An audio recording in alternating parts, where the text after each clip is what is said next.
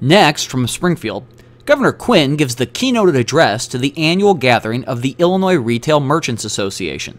The governor lays out what's been achieved in creating a better business climate in Illinois and the efforts to fix the state's pensions and Medicaid program. This runs about 30 minutes. Governor Quinn last week showed some long-awaited political backbone in outlining his reform plans for both, and the outcry is for both. Just yesterday, Moody's said if the pension bill is adopted, it will be a credit positive for the state of Illinois. We are at a crossroads here in this state, as Mike Holowinski said in his earlier remarks. We are at a time that there has to be some action. Inaction is no longer an option. It's a time when, just like a few minutes ago when the IMA had the sponsors of their enterprise zone bill here, where you had a Senate Democrat and a Senate Republican standing up here together talking about an accomplishment. It's time for accomplishments, and it's a time, as Mike Holowinski said earlier, for each of us to help push the agenda, to make sure that we're walking arm in arm with Republicans, walking arm in arm with Democrats, walking arm in arm with whoever will listen about the plight of the state of Illinois right now. Are the governor's plans perfect? Probably not. Are anyone's plans other than retailers perfect? Probably not. But you have to admit that this governor has put forth some bold and innovative ideas for changing the face of Illinois, for changing the face of its finances, and for talking positively about the businesses that create jobs and the economic well-being for the state of Illinois. Please join me in welcoming our Governor, Pat Quinn. Kind words there, Dave. Thank you. I also want to acknowledge Greg Bays and the Illinois Manufacturers Association. We really teamed up and I think have won victories in things like environmental permitting, streamlining that. Dave mentioned the unemployment insurance. We made strides in work comp last year. We can keep doing it. We also worked at the end of the year on tax reform, which still has a long way to go, but we began that journey. And I look forward with working with everybody here, all our businesses across Illinois, to have a better tax code in the future. And I know we can do this together. I do want to acknowledge Mike Holowinski, who I've known for 40 years or more. He's a wonderful White Sox fan, and he's somebody who is a great leader. My heart is big enough for both the Cardinals and the Cubs, and I did go to the 6th game of the World Series last year in St. Louis with 3 Redbird fans, and many, many Illinoisans are Cardinal fans, I know that. And so the game was several times the Cardinals were within 1 strike of being eliminated, losing the whole World Series. Somehow they survived, won the game, won the next game. They're the world champs. Only the New York Yankees have won more world championships than the Cardinals. And as I was leaving the stadium with Gary Hanig, who served in the legislature for 30 years, was our Secretary of Transportation. He works with me now on our staff. He said that game reminded me of your campaign in 2010. You kept surviving. Yeah. So that's part of politics. You got to survive, and I'm here as governor, and it's an honor and privilege to be governor and to work with great people. I want to acknowledge Mark Densler, who Manufacturers Association does a fine job, and I was told that yesterday was an important day in Rob Carr's life. It was his birthday, so we thank Rob for his great work on behalf of the retail merchants. And we have such great companies in Illinois. I went to a gathering in Chicago yesterday for the U.S. Export Advisory Council, people from all over our state, but also the country. And it's really quite amazing what Illinois is doing as a state in terms of export. Last year, our exports increased about 29% from the businesses of our state, and we want not only our big businesses, but our small and medium-sized businesses to be exporters. And part of the job of a governor is to be exporter-in-chief, to help develop new markets and also encourage companies in other countries to come and locate here in Illinois, foreign direct investment. So we've had a real good record on that. This first quarter, as a matter of fact, we increased our exports again by about 23% over last year. So we're all about creating new markets wherever we can in this whole world. And part of my job as governor is to go anywhere in the world, but especially here in Illinois, to help with our economic recovery and our jobs. And I wanted to come today to talk to our employers. You are the people, the men and women who employ the fine men and women of our state, the well-skilled workers of our state. Just before I came on, we obviously always have challenges to make sure we have enough skilled workers, and it's very, very important that we work together with our community colleges. We have 48 of them in Illinois, our four-year universities as well, to make sure that we have well-prepared, well-skilled, well-educated workers in Illinois. That's part of the mission of state government. That's what our budget is about. But as was mentioned by Dave, this is a moment in history for the state of Illinois. We've had a squeeze going on for a number of years, but especially the last few years. You know, about 5 years ago, the state had to put in for its pension obligations $1.7 billion into the 5 pension systems of state employees. Now, state employees, when you say that word, some people think they all work for the state of Illinois under the governor. Only about 22% of those employees work directly under my jurisdiction. 3/4 of our pension obligations go to our school teachers and our university employees, our community college employees. But they're all state pension systems that we have to make sure we fulfill our obligations. And every year that I've been governor, all 3 years, we've met the legal obligation of investing in the pension systems. However, it's no longer $1.7 billion. This coming fiscal year, it's about $5.2 billion of the people of Illinois have to be invested to keep these pension funds current with the current law. Now, we have to do something about this. We cannot allow not only the pensions, but then our Medicaid system, which last year ran over $1.9 billion, a decision by the General Assembly to push bills into this fiscal year. That was last year. And if we don't do anything this year, it'll be $2.7 billion additional to the money that's coming over from the last fiscal year. Altogether, about $4.6 billion of Medicaid bills. So we had to take a stand. And this year is the year to do it. I proposed on one day, a couple Thursdays ago, a Medicaid restructuring plan that will fill that gap of $2.7 billion for this coming fiscal year.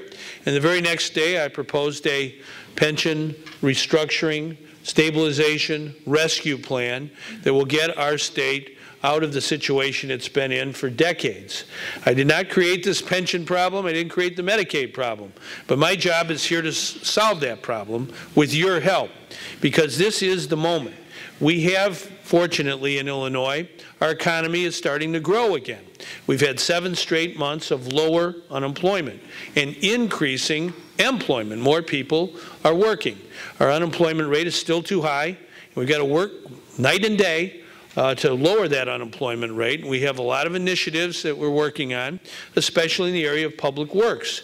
We're investing in our roads and our bridges and our highways and our rail systems and our water systems, and we're building new schools and repairing old schools. We're laying fiber, 4,100 miles of broadband fiber. We want to be the broadband deployment capital of the United States. We even have a gigabit challenge right now with respect to our internet, where we want to have ultra high-speed internet as many places as we can, 100 times faster than today.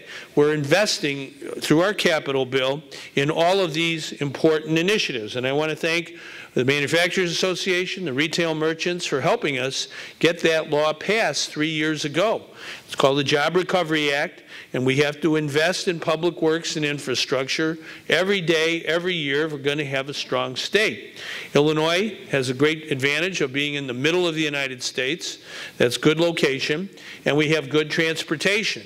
We have to invest in that if we're going to be strong economically today and tomorrow.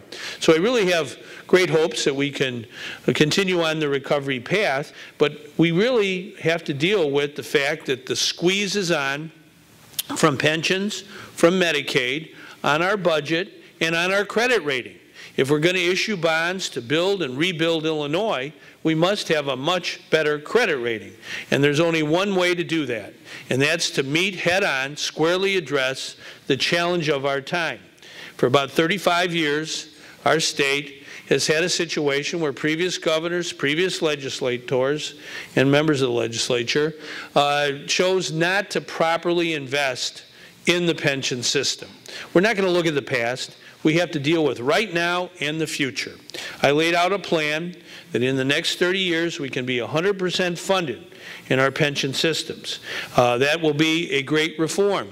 It will get us off of the watch list of many, many credit rating agencies, and it will make Illinois a stronger state economically for all of our businesses, whether they be big business or small business. I want to make sure that all business in Illinois has a good playing field, a good economic condition in which to grow and prosper. So the governor has to take a stand on behalf of the people of Illinois, the people who work in our state, the people who do business in Illinois. We're the 18th largest economy in the whole world, Illinois is. We're a big state. And we have a lot of opportunity in the 21st century to grow and prosper. But we must address this pension issue. So I laid out the plan, and I was very happy that very day. Tom Cross, the minority leader in the House, and Chris Radogno, the minority leader in the Senate, had a press conference almost a few seconds after I left the podium. And they indicated general agreement with the outline of my pension restructuring reform plan. And we have to summon their support and the support of the Speaker of the House, Mike Madigan, and the President of the Senate, John Cullerton, to put together a bipartisan majority in both houses to do this and do it right. Do it this month. We cannot wait. We have 4 weeks and 1 day to the deadline on May 31st. And I was so happy when I got the invitation from Dave, and I knew that Greg was going to be here and all the folks from business across Illinois. This is a moment that we cannot miss. Like never before, we need you to talk to your legislators. And I read the excellent outline of how to talk to your legislators. We believe in respect. We understand we call them representative or senator, whatever the case might be. We are polite, but we also have to make sure that we get the job done for the people of Illinois this month of May, a historic time. A moment in history. I said in the State of the State address I made a couple of months ago that this is our rendezvous with reality.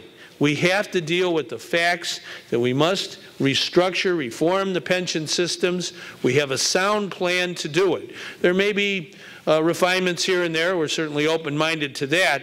But we cannot have members of the General Assembly shirking from their mission, from their duty, from their obligation to squarely address this issue and help us resolve the issue. We're teammates. We have to work with the people of Illinois, the businesses of Illinois, the leaders of Illinois, the everyday people, and especially the children of Illinois who are counting on us to solve this problem.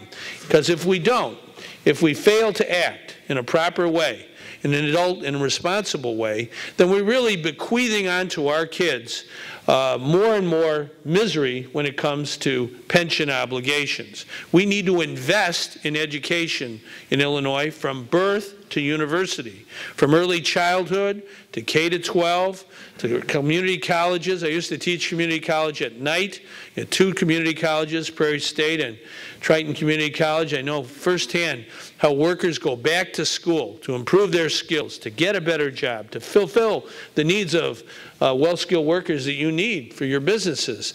And we certainly believe in our 4-year public universities. They're some of the best on planet Earth. We want to invest in them because that's the key to a strong economy. Jobs follow brain power. But we won't be able to invest in education properly accountable education if we have the squeeze from more and more money into the pension system. And then with respect to Medicaid, which is a very important health care system we have in Illinois and our country. In Illinois, almost 3 million people depend on Medicaid. And over half the births, the babies born in Illinois, are born on the Medicaid system. So it's very important that we maintain it, that we cannot let it slip into oblivion. We must make the changes. I've proposed many, many changes in the Medicaid system, tough standards on eligibility, ferreting out anyone who is not eligible. We have to make sure that we have tough standards with respect to those who provide Medicaid service. We cannot have a system that isn't focused on wellness. We want the people of Illinois to be healthier. That's what it's all about. It's not a provider payment system. It's really a wellness healthcare system, and we have to restructure it so the focus is on prevention, preventing bad things from happening in the first place, and making sure that when people do get sick, they're treated in a proper way, their illness is properly dealt with, and the taxpayers get a fair shake. So that's what our Medicaid restructuring is about. It's difficult. There's no question about it. We're cutting $1.35 billion in cuts, efficiencies, reductions in the system out of about a $14 or $15 billion system. It's very difficult. It's not easy. Tough decisions had to be made. We had to deal with 58 different options and eligibilities and so on, but we had to act in order to make sure that that system is solvent. Because the Civic Federation did a study on the whole program, said if we didn't act on our Medicaid restructuring, the system would collapse. That we would have $21 billion of unpaid bills in Medicaid in a very short period of time, within 5 years, if we didn't restructure the system into a wellness system. So that's what we're doing. We want to have better health, better outcomes for the people of Illinois. We have in our proposal a change as well, about $675 million in lower reimbursements for providers. That's not going to be easy, but it's necessary. And finally, I did propose a cigarette, raising the price of cigarettes through a higher tax.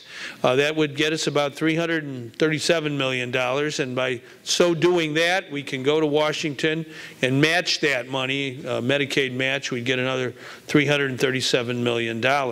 So that's the plan. Never easy, but necessary in order to rescue Medicaid, rescue our pension systems. Those are our two top priorities that we need your help on today. When you, from back home, go and see a legislator there this afternoon and tell them who you are and what you do and who you employ and how important you are to our state. I sure think you're important. Every single business here. You're the heart and soul of our economy. And we have to understand that we don't have to apologize to anyone in Illinois or anywhere else in the country. The Illinois people and businesses are strong. And we can be stronger if we act on these fundamental public policies of reforming the pension system that is, for years and years, gone on and on, unreformed, in the same way with Medicaid. We got to act on those. If we do that, we'll have a better budget and we'll have a better state. Just yesterday, as Dave said, Dave Veit, Moody's, they're tough customers, they're the credit rating agencies, put us on credit positive because of our plan. Well, that's good, but we've got to have a good outcome. We've got to work night and day. I said 29 days or so to the end of the legislative session. Well, it's 58 days if you don't sleep, and I don't plan to sleep. And I hope you don't either. You know, all the things that I'm sure you've talked about back in your businesses, with your friends, folks all across Illinois, when they see things that aren't right in Springfield that need to be attended to and need to be changed and reformed. We have a moment now where I think our leadership, I've talked to the Speaker, the President, and the minority leaders, they understand that this is not something to look the other way on. We can't sweep it under the rug. We can't kick the can down the road. None of those cliches work. What we have to do in the best traditions of Abraham Lincoln's democracy, we're in his hometown, is we've got to summon our energy, our enthusiasm, our ability to organize, and make sure that we use the tools of democracy to get these reforms enacted by the end of this month. And if we do that, we're going to definitely improve our situation in Illinois for economic growth and jobs. We certainly can go to these credit rating agencies and hopefully get a better credit rating. We can continue on our path of investing in the infrastructure and the building of Illinois. You never ever can yield on that, but we will have a lot more resources to do that if we do these hard but very important things. So I know when I was sworn in as governor on January 29th of 2009, and then when I was elected governor on November, I think it was 2nd of 2010, this is not a job for the faint of heart. If you want that, go somewhere else. This is a job, and it is a mission, it's really a vocation in the way I see it, to take the things that need to be attended to in Illinois. When I started, obviously, we had one governor in jail, another one headed to jail, and now he's in jail. We had to deal with our ethical crisis, our need for integrity in government. I think we've righted the ship. We don't have a situation where the people of our world are laughing at Illinois, because we understand that ethics is a no-nonsense proposition every single day. We had to deal, obviously, with our economic situation in our country and our state, where too many of our people were out of work. We had an unemployment rate of 11.4% once upon a time in Illinois. That's totally unacceptable. The Great Recession and those who caused it, very, very bad for our country and for our state. But we know how, as Americans, to get off the mat in the best traditions of Clint Eastwood and fight back. We want the whole world to see the mighty roar of our engines right here in Illinois. I was at a gathering in our state a month or two ago up at Chrysler. When I got sworn in as governor, Chrysler had 200 jobs at that Belvedere plant, and they were on the flat of their back. Well, this summer they're going to have 4,600 jobs, making the new Dodge Dart. Anybody who had the old Dodge Dart, it sold 3.7 million vehicles. I hope they do the same with this new one, because it's got 40 miles to the gallon, it's got 10 airbags, and it's a good family car. It's made in Illinois.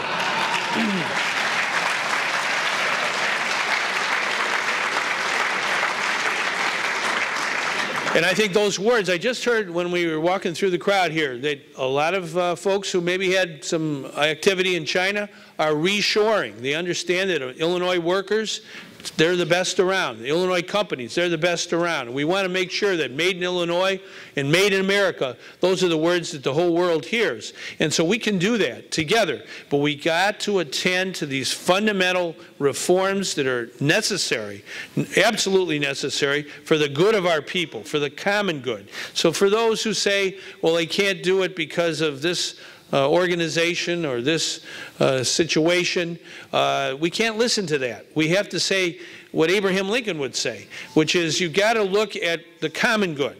And now is the time to summon the people of Illinois behind a reform package of restructuring our Medicaid and stabilizing and strengthening our pension systems. And if we do that together, we can make the will of people law of the land. Thank you very much. You're watching the Illinois Channel, an independent nonprofit corporation formed to provide gavel-to-gavel coverage of Illinois state government and other public affairs events taking place across Illinois.